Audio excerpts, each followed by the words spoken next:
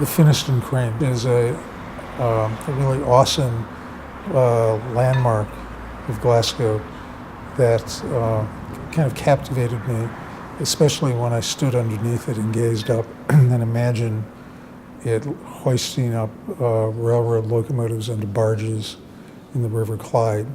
The crane's now appears to be kind of dormant, but it's actually quite alive.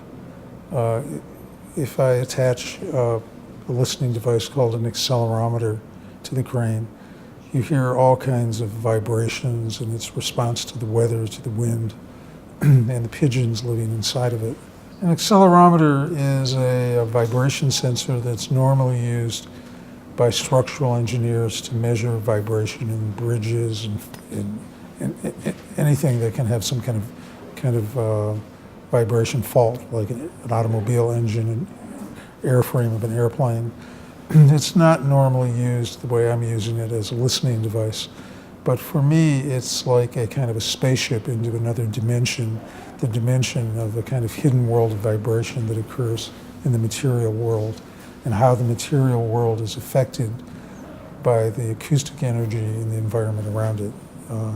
I've done a lot of projects exploring that kind of relationship, and for me, the Finnieston crane becomes a giant ear, actually, to Glasgow. And to me, there's something very poetic about the fact that this apparently inanimate giant crane is actually within itself listening to Glasgow. Besides listening to the crane, I'm gazing up into the crane because what struck me when I visited the crane was just standing underneath it and looking up into it.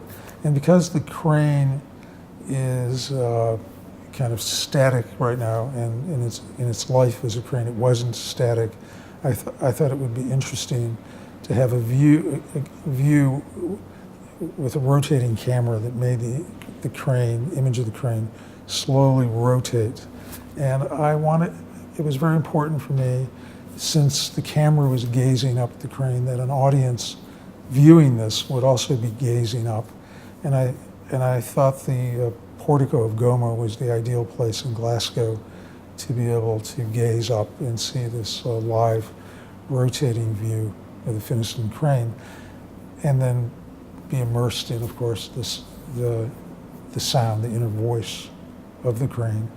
One thing that'll be quite beautiful with the live view of the crane is the fact that it's going to change quite a bit with the light.